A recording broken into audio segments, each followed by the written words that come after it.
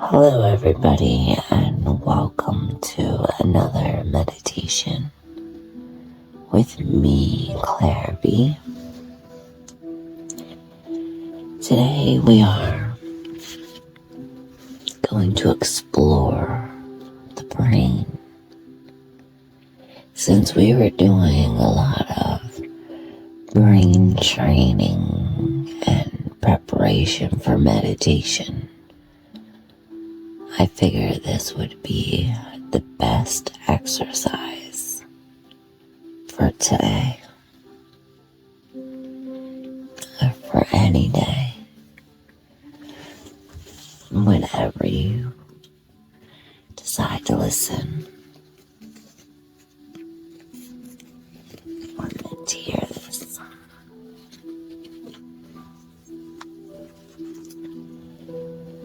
Now, our brain is very complex.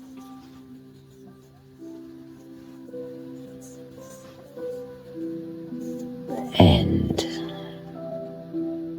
it's very vital for us to live.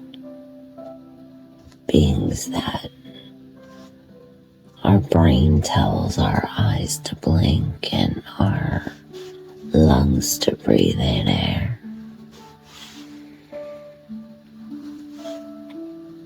And we will travel through those parts of the body,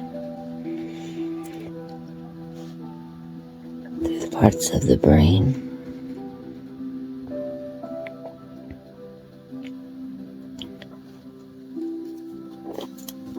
and learn more about our brain.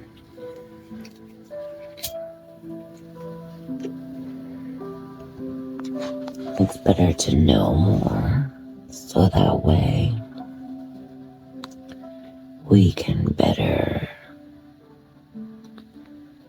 know ourselves and be a better person.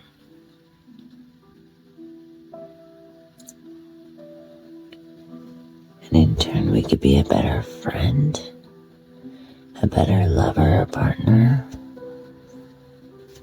and in turn make the world a better place.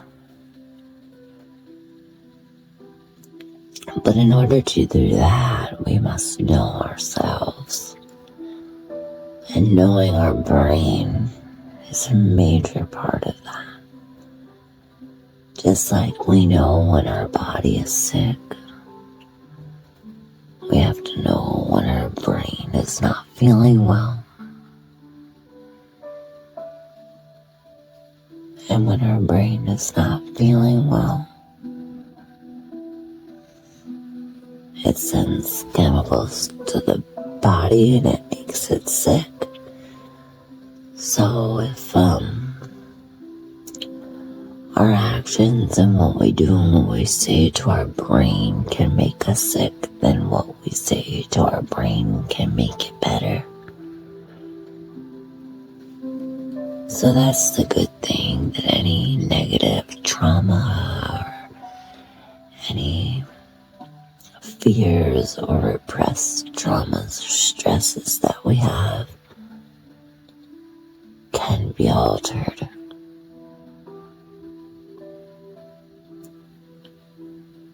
But in order to do that, we have to replace them. Once we dispose of them and remove these blockages, we have to replace it with something better, healthier. So today we will explore the brain and how it communicates to our body, the functions and the basic anatomy of the major parts of the brain and the nervous system.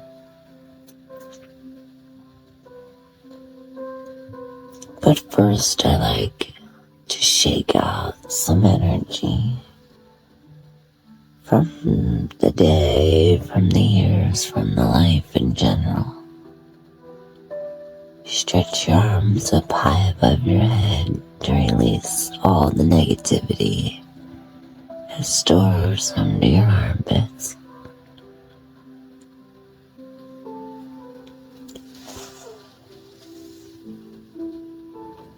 You could shake it out, stretch it out, however you like.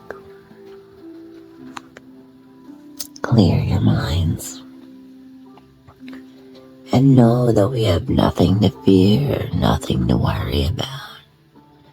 Nothing to say or do. No commitments for the next 15 to 20 minutes as we meditate and pave pathways to be better meditators and better people in general.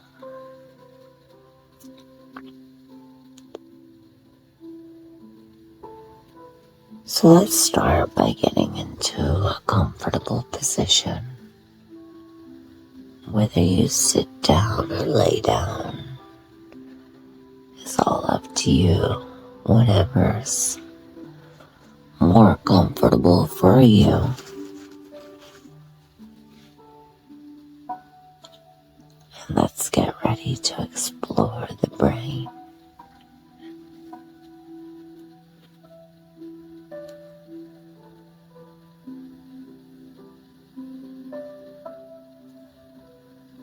Our brain is like a computer weighing in at 3 pounds. It controls the body's functions, the emotions, our actions, behaviors, and the nervous system relays messages from the brain to the parts of the body, from the parts of the body back to the brain, starting with the brain stem.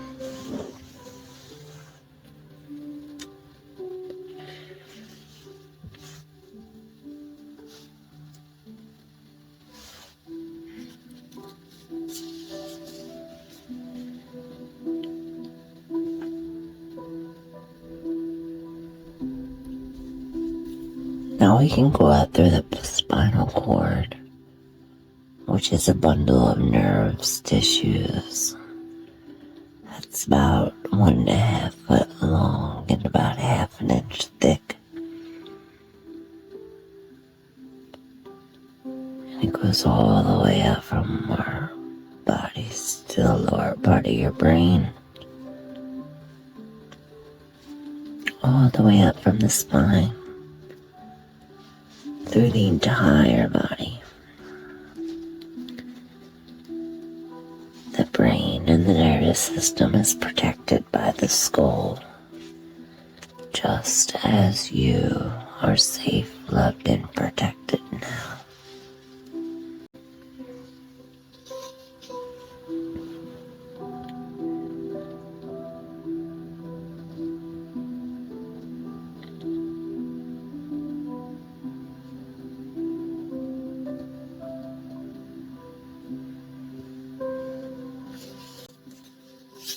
The spinal cord is cushioned by membranes,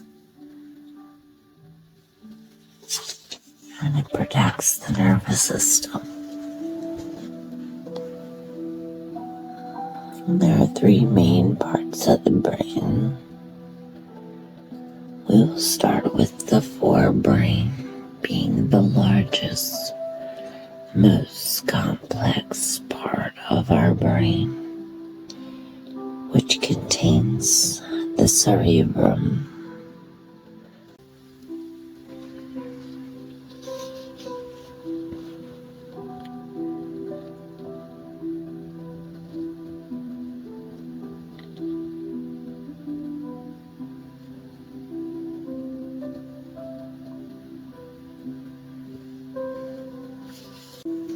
which is the area of the folds and grooves and other structures under it that contains information that makes who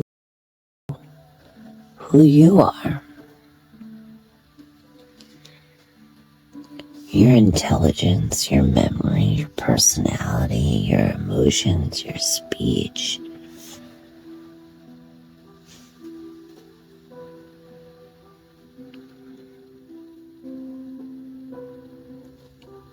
The ability to feel, behave much more. Special parts are in charge of processing these different types of information, and they're called the lobes, the four lobes: frontal lobe, temporal lobe,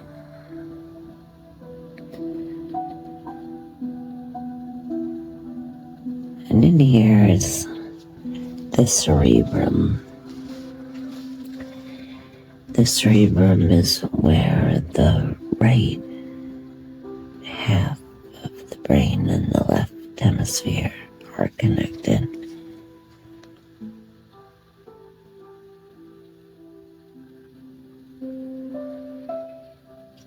This is the corpus callosum. This is the communicator, also known as the telephone.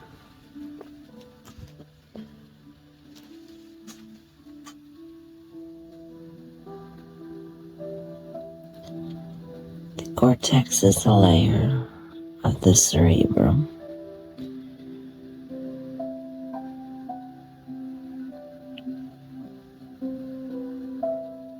It takes information collected by all the senses, and it goes through the parts of the body to tell us what to do, whether to move, to smell, to blink, whatever.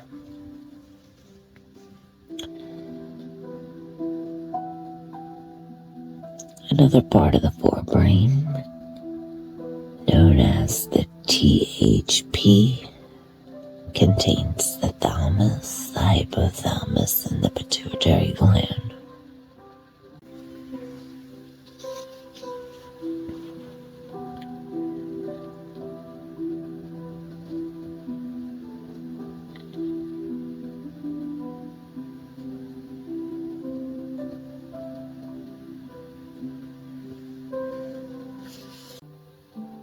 The thalamus carries the message from the sensory, like our ears, our eyes, our nose, our mouths, and our skin, our bodies. And the hypothalamus controls our thirst and our sleep patterns. It also controls the pituitary glands, which make hormones that control our growth, our metabolism, our sexual desires. It's also our response to stress and fear.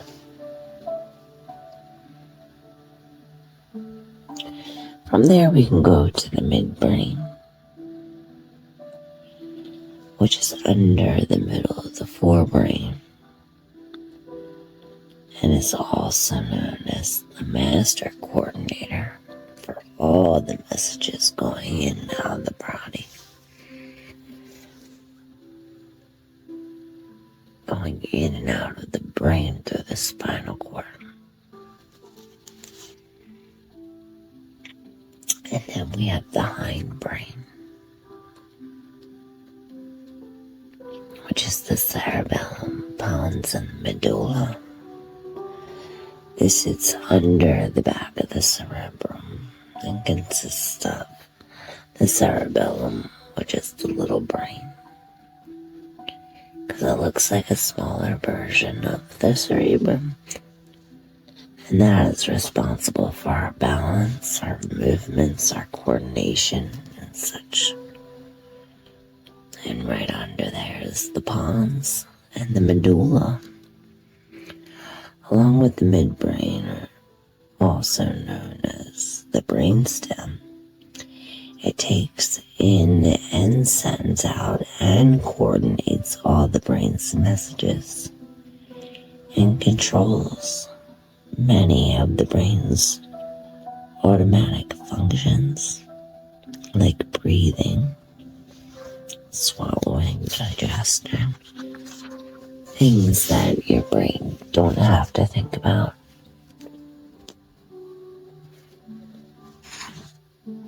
And then we go to the nervous system, which are tiny cells or neurons. And our brain is filled with billions of these.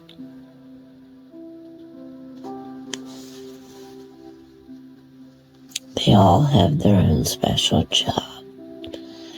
We have sensory neurons and motor neurons. Sensory neurons sends information from the sensories, our eyes, ears, nose, mouth. And our motor neurons carry the messages away from the brain to the rest of the body. All neurons relay information to each other through a complex electrochemical process, making a connection that affects the way you think, you learn, you feel, you behave. Your intelligence, your learning, and memory. As we grow and learn, the messages travel from neuron to neuron over and over again. So the more we do it, the more profound the pathways are. So I said it's very important to practice meditation and to stick with it.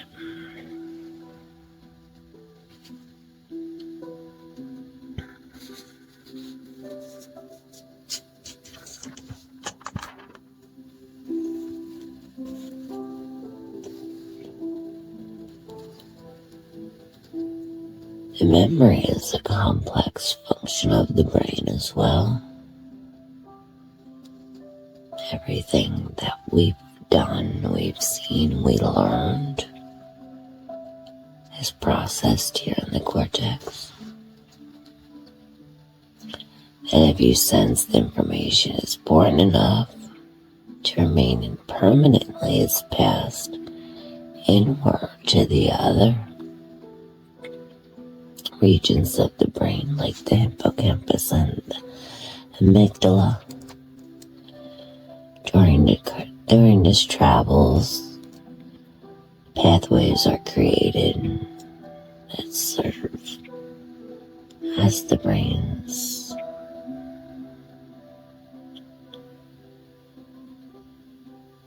of the memory.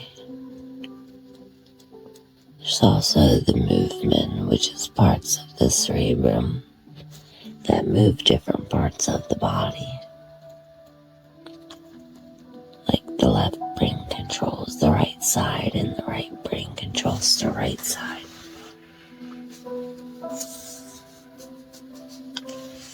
Our basic bodily functions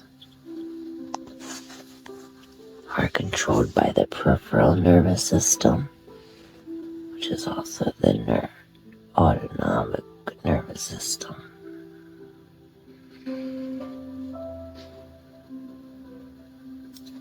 There are two parts of the autonomic nervous system, one being the sympathetic and one being the parasympathetic.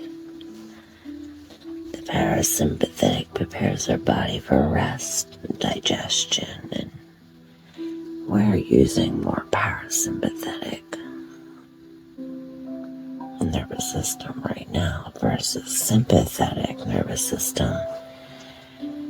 It prepares our body for sudden attacks, and it's where adrenaline glands are, and it detects fear and things like that. Like that, it's more so like if you're walking on a dark city street or something, that would be high. But right now, that's very low. We're using more of our parasympathetic nervous system.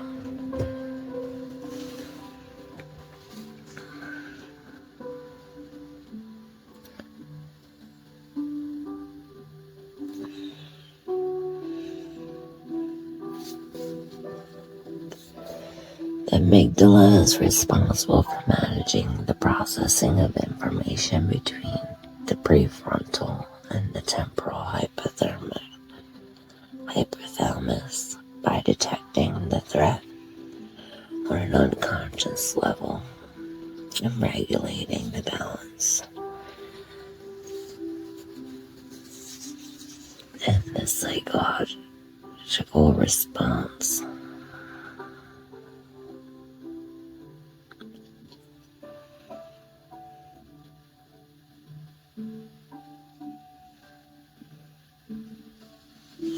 by meditating, we could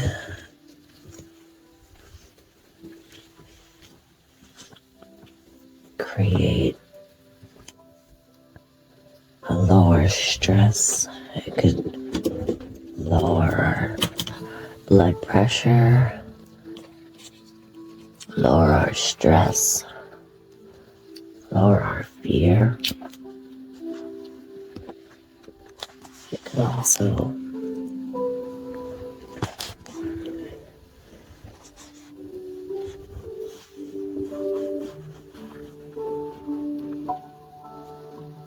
as long as we tell it, it will do it. So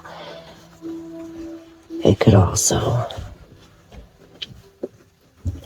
help many major brainiacs of the day, like Socrates and Leonardo da Vinci and a few other major smarty pants back in the day use meditation or deep sleep to come up with their major ideas and their inventions that help shape the world today, change the world. Meditation is good for many things. It can reshape our whole life. So I'm glad you were able to join me here today for this meditation. And exploring the brain and the nervous system.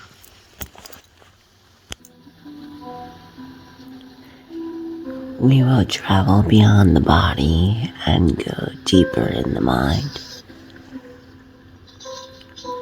Maybe this will help retrain our brain. The more practice at this meditation, the better we will come, the more profound our pathways will be. Stay tuned for more meditations, and don't forget to take a look at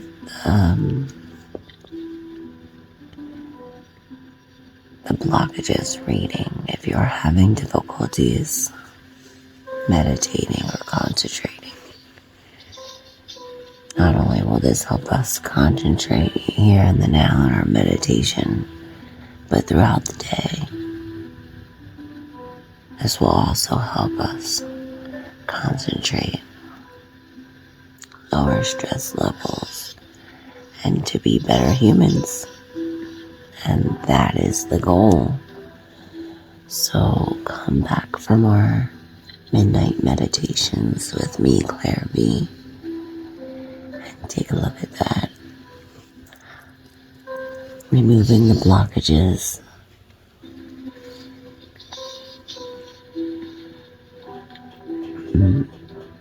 Reading. And helps to prepare for meditation. It's a preparation for meditation. Hope you enjoy. Much love.